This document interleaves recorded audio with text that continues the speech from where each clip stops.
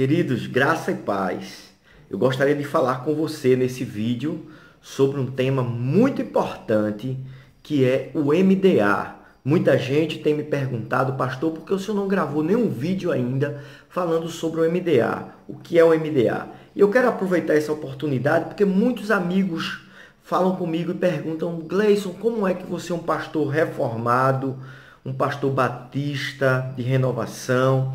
Como é que você abraçou o MDA? Isso não mexe com a sua teologia, com a sua forma de pensar Deus? Queridos, o MDA é um modelo que foi implementado pelo pastor Ebi Huber, da Igreja da Paz, não é? Quando ele resolveu implantar esse modelo, visava ele alcançar os ribeirinhos lá da Amazônia, lá no Pará, e foi um modelo eficaz para cumprir esse propósito. E terminou que a igreja estourou, cresceu, avançou. E aí ele resolveu compartilhar essa bênção com outras igrejas, com outras denominações. E muitas igrejas têm sido abençoadas através desse modelo, têm crescido em qualidade e em quantidade, que isso é muito importante. Não é? Então, o que é MDA? Modelo de discipulado apostólico. Simplesmente isso. E nós precisamos entender que não é um modelo que vai mexer com a minha teologia, que vai mexer com o meu modo de pensar Deus. Então, em primeiro lugar, MDA não mexe com a teologia de ninguém. Não é? Eu tenho uma visão reformada de ver Deus, de ver a salvação, não é? Eu acredito na perseverança dos santos, na expiação limitada, na graça eficaz. Eu acredito em tudo isso. Eu acredito nos 5 pontos da reforma e defendo cada um deles pregando na minha igreja. Então isso é naturalmente, isso é algo que está em mim e que não sai de mim. Então o MDA não mexeu com nada disso. Inclusive o pastor Eber diz que nós devemos aplicar dentro da nossa realidade de igreja, dentro do nosso contexto. E ele até brincando, ele diz assim, olha, leiam os meus livros e tirem as heresias, rasguem as heresias lá e deixem o que é bom para vocês. Então isso é muito importante, isso é muito gostoso, não é uma visão de manipulação, você tem que pensar assim, vamos viver dessa forma, é desse jeito. Não, nada disso. É uma visão prática, simples e que você pode aplicar dentro da sua realidade de igreja. Eu tenho, por exemplo, amigos que são episcopais, que são presbiterianos, que são congregacionais, que são calvinistas, são arminianos, e abraçaram o MDA, e isso não mudou nada. Eu continuo pensando Deus da minha forma, do meu jeito, como eu cresci e aprendi na minha fé cristã. Amém? Então, não mexe com a teologia. Segundo, eu abracei o MDA porque para mim é uma forma bíblica de se viver igreja.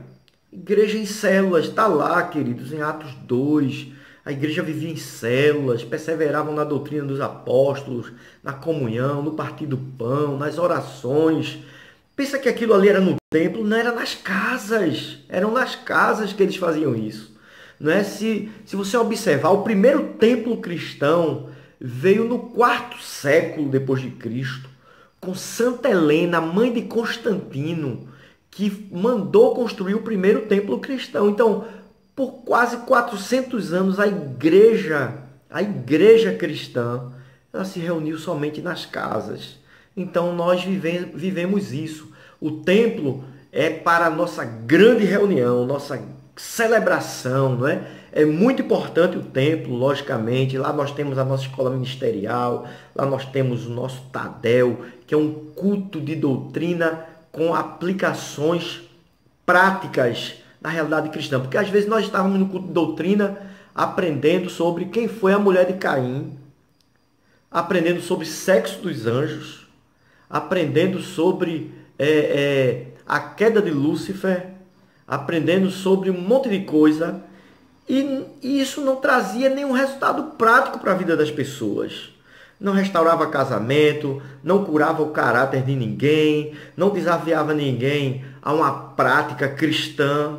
Então hoje nós temos o Tadel, que é um culto de doutrina, estudamos a doutrina, estudamos a palavra, mas de forma prática, aplicamos e desafiamos as pessoas a colocarem isso de uma forma bem prática, não é? Então é muito melhor.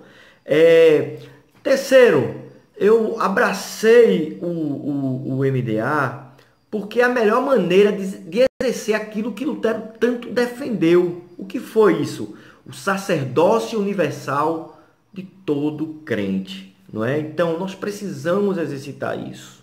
Antigamente, tudo era nas costas do pastor, era nas minhas costas.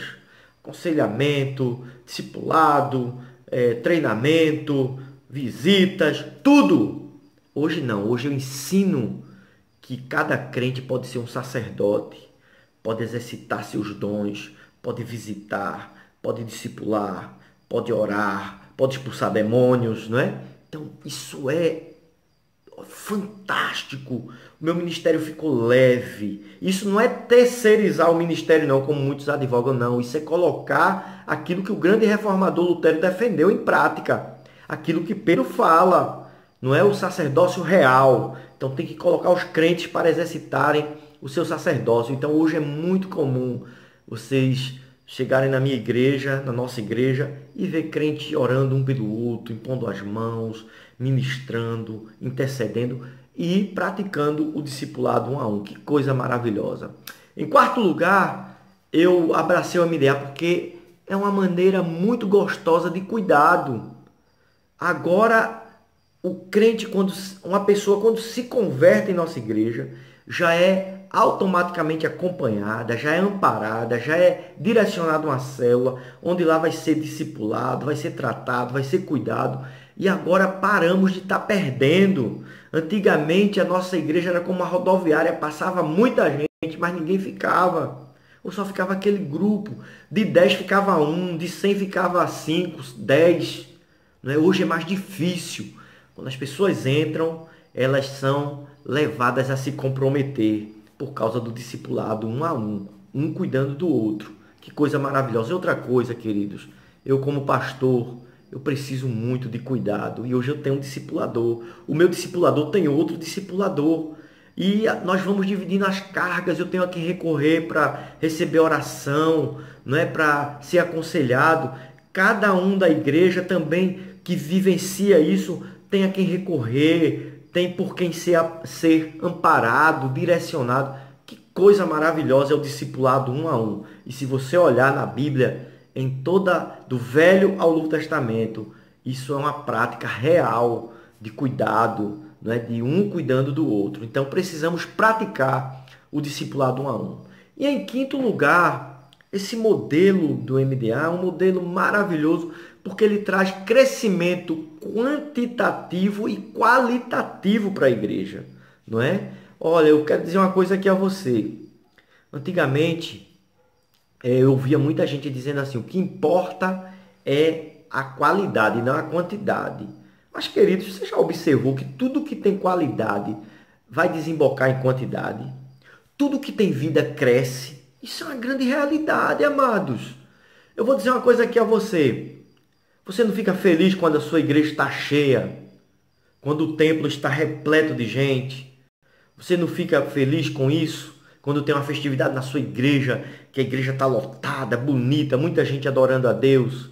Então não venha com essa hipocrisia de dizer que não está preocupado com quantidade, só com qualidade. Até porque qualidade vai gerar quantidade, não é? Antigamente, nós tínhamos uma escola dominical com poucas pessoas. Nós tínhamos um culto de doutrina com 15, 20 pessoas. Hoje não, hoje nós temos o templo cheio nos cultos de doutrina, na escola ministerial cheia. Os nossos cultos de celebração, nós estávamos fazendo 2 cultos.